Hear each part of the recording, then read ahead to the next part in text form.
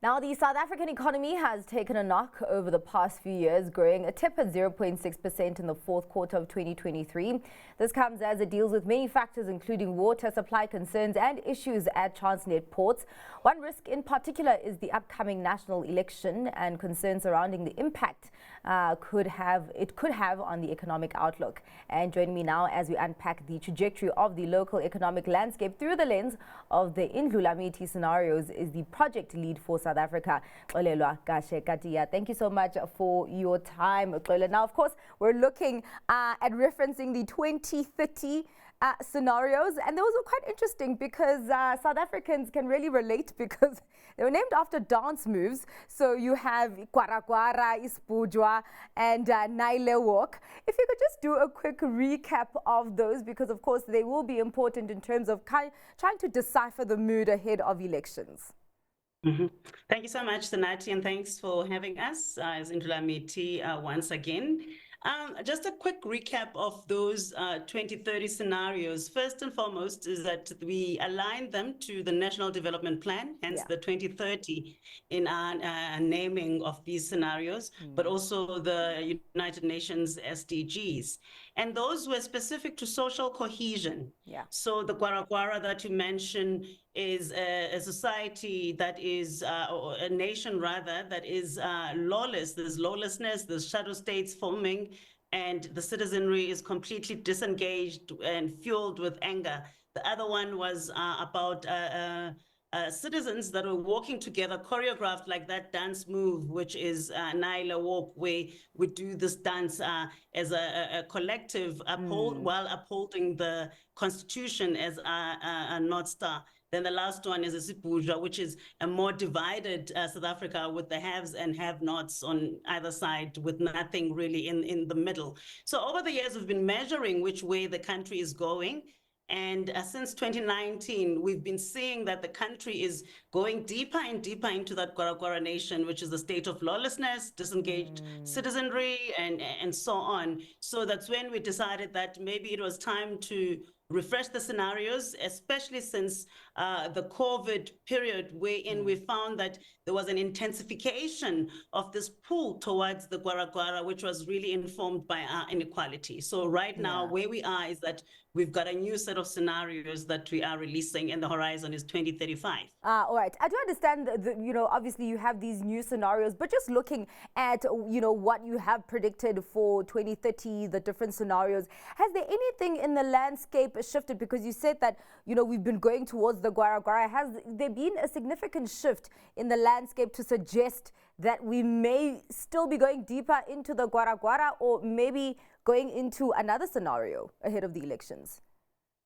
Well, it's clear that we're going deeper into the Gwara nation, because what we've found is that there's even indicators that are behaving in ways that are even worse than that Gwara nation. And as I've said, the impact of a global phenomenon like COVID, we identified it as one of the causes. And we also tried to look at some of the things that were really causing this. And what we found were like things like, for example, the inequality, as mentioned, it is the strongest pull towards the Gwara or state of lawlessness, but also this decreased trust in national government in particular, and also there's decreased business confidence in our country, decreased GDP growth, but also this decreased sense of hope and belief in the country's economic trajectory. So that's what we looked at as the variables that were showing up there, some in ways that were beyond our cutoff points. So now, there was no utility in us trying to continue when already some of the storylines were unfolding, but also there were indicators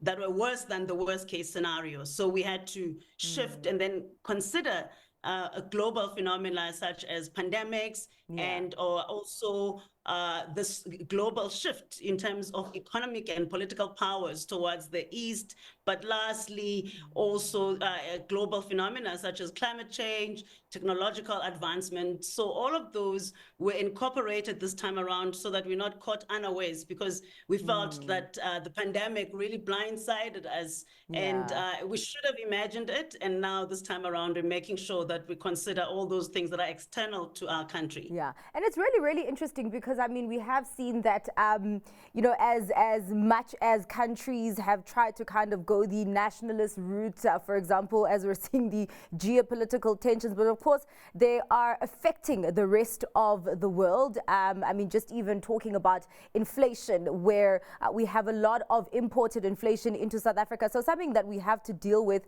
you know, not in isolation.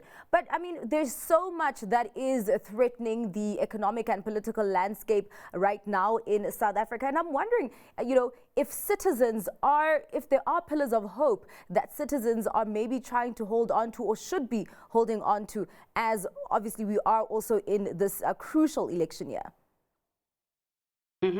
Well, I think one of the most important things this year is our right to vote, which is something that we fought for a very long time. As we all know, that the majority of South Africans did not have the right to vote until 1994. Yeah. So now we've come full circle, wherein we are facing that moment. And if there's anything that we should be holding very close to our hearts and upholding, it would be that specific right, even though there's other rights and other freedoms that we need to be protecting as South Africans. But this year, I think it will be very important, because with this sense of, citizens that are disillusioned, others want to opt out and not want to vote, but it doesn't really help, because what we need to do is to recognize citizen agency, and that's what we're finding in the new scenarios, wherein the most positive scenario points towards active citizens falling in and taking charge of their future, working in collaboration with civil society, working in collaboration with faith-based organizations,